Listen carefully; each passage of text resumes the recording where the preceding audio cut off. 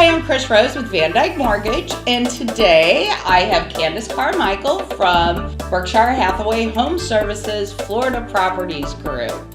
She's a rock star real estate agent over there, and today we're going to be discussing some myths and misconceptions about the real estate market.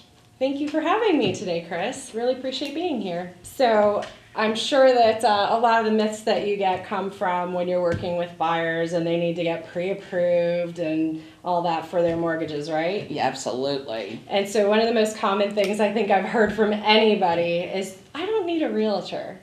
And I don't know how often you hear that one, but I hear that a lot from a lot of folks, buyers and sellers, right? Absolutely.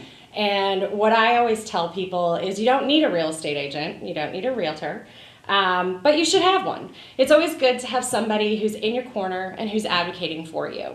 I know one of the biggest elements that folks don't understand is that your realtor ends up being that person who is kind of in your corner rooting for you the whole way. But a lot of folks think that's just automatically happens. And what they don't understand is in Florida, we are a transaction broker state, which means that we have no responsibility to either party. As an agent, you actually have a responsibility initially to the transaction itself. And what folks don't get is that until a contract is signed on one side or the other, either for us to exclusively list your property or to specifically represent you as a buyer, that there's no fiduciary responsibility on any angle to the individual. So that was definitely a surprise for a lot of the buyers, especially that I've worked with, is that they say, "My goodness, I thought you were, that you were here for us, and I am here for you, but primarily, my responsibility is to help to facilitate this transaction for you."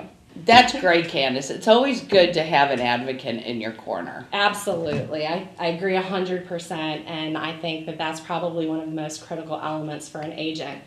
Beyond that, everyone thinks, oh, an agent is there to, facilitate my transaction. They're there to negotiate a contract. They're here for whatever advisory capacity that I need. But in reality, it's also that your realtor is there as your expert. They're there to be able to guide you to know what you should be paying for something. They're there to advise you on long-term goals and making sure that you've achieved your long-term dreams. This house that you're looking at might be one of the biggest investments that you'll ever make.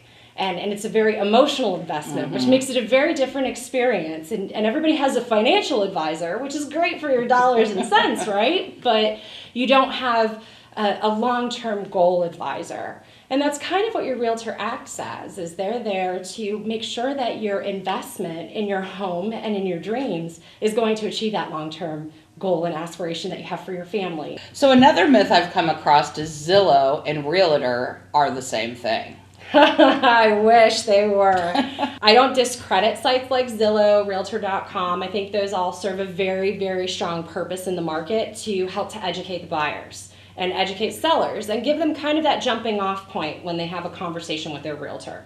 However, I don't feel that they are a replacement for. They're a great supplement, but not a replacement. What your realtor has access to, and I have one story in particular, that your realtor has access to what's called the MLS, which is a multiple listing service. And what I have found is there are certain notes that your realtor has access to that the Zillows and Realtor.coms of the world don't. I had a buyer once that I worked with, and they found a house on Zillow. They absolutely fell in love with it. And they needed to move, in 60 days, and it was great. What they didn't realize in the small notes hidden in the MLS, that the property was actually getting ready to go into probate. And that created a whole long drawn out scenario that was going to lead to much more than the 60 days that they needed to close in for finding property.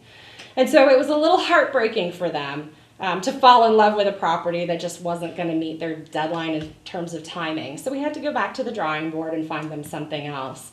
But there are a number of situations where Zillow doesn't have the full picture that your realtor will. Another myth buyers have is that they think that they have to pay you for you to represent them as a buyer. That's true, and it's not.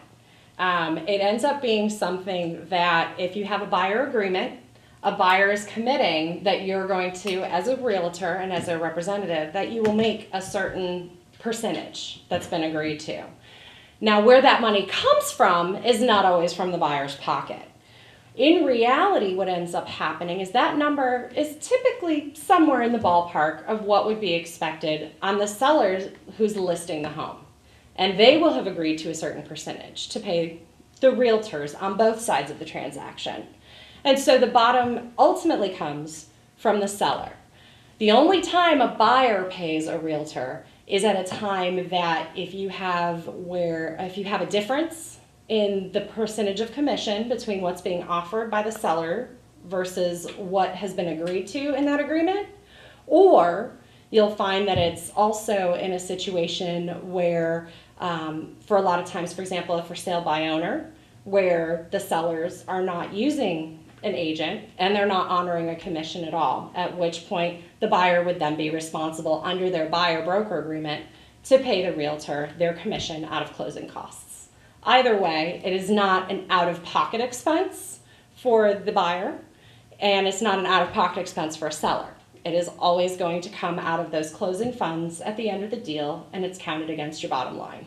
Because they always think, like a buyer or a seller, they always feel that it's going to cost them more money if I hire a realtor. In reality, it's not going to cost either side technically more money to hire a realtor, because that money comes out of the closing funds, and oftentimes you've been able to offset that expense of, okay, I'm paying a realtor X percentage, but I was able to get, double that in the extra value on my home. My realtor was able to negotiate a better price for me, or my realtor was able to negotiate more concessions and add-ons and long-term things. They were able to get the seller to pay for a home warranty, or they were able to get them to leave behind certain window treatments or fixtures. And so there were a number of elements that could be negotiated within that contract that they themselves may not have come to an agreement. And ultimately there may have been money left on the table that would have been in somebody's pocket had they hired a realtor to negotiate that for them. That makes perfect sense. Do you have any advice for sellers? Absolutely, I do. So sellers oftentimes think that selling homes themselves is going to be the best way to go. It's going to be the most cost-effective and the fastest way, because everybody's used to a society now where you have that direct-to-consumer interaction and sales. What they don't realize is a few points that end up being big pitfalls for them. The first one is that they oftentimes will get lowball offers because everybody figures, similar to eBay or any of the other outlets out there, that you're going direct to the seller, so you should be able to negotiate and get a discount. You should be able to pay a lot less because they're doing it themselves and there's no additional costs involved. In reality, there are always additional costs involved between your titles and your closings and pretty much everything else that goes into it, including your realtors.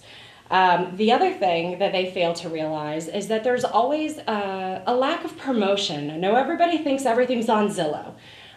It takes a lot of creative marketing to sell a house fast. There's a lot of resources and connections that realtors and other agents have to each other. That there are often times that when it's done right, there can be offers coming in with the house only being in the market for 2 days because it's already been pre-pitched in a lot of realtor-only environments. The other one that ends up being a big pitfall is inaccurate pricing. And when I say inaccurate pricing, I'm not going to say that, oh, this person lists their house for too much money. That's one side of it, but it's also possible to undervalue your home.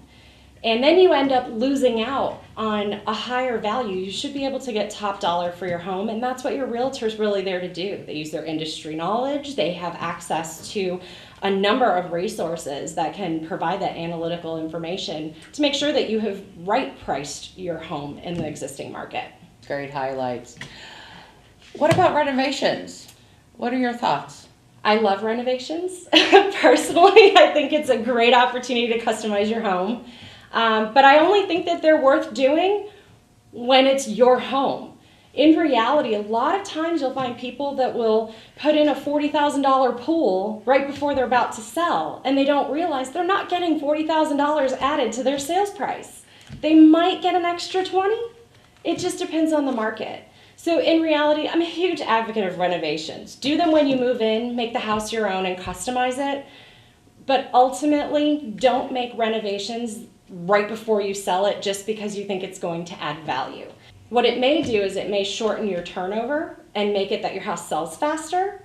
It does not guarantee that you'll be getting more money necessarily. So you have to weigh what's more important. Do you need to sell the house right now and get it out as quickly as possible? Or do you need to get the most money out of it? That's a great point, Candace. And sometimes you can actually roll in the cost of renovations into a specialty loan. That's an excellent point. Yeah, a lot of folks don't know that. Well, Candace, I really appreciate you being with me today and chat through some of these myths in the real estate. Well, thank you very much for having me, Chris, and I'm really happy to help anytime anybody's got a question. If you've got any buyers as they're going through their approval processes, if they have any questions that pop up along the way, I'm more than happy to help. You can always direct them to my website. It's candiscarmichael.com, or they can give me a call at 727-888-3292. Excellent. Thank you so much.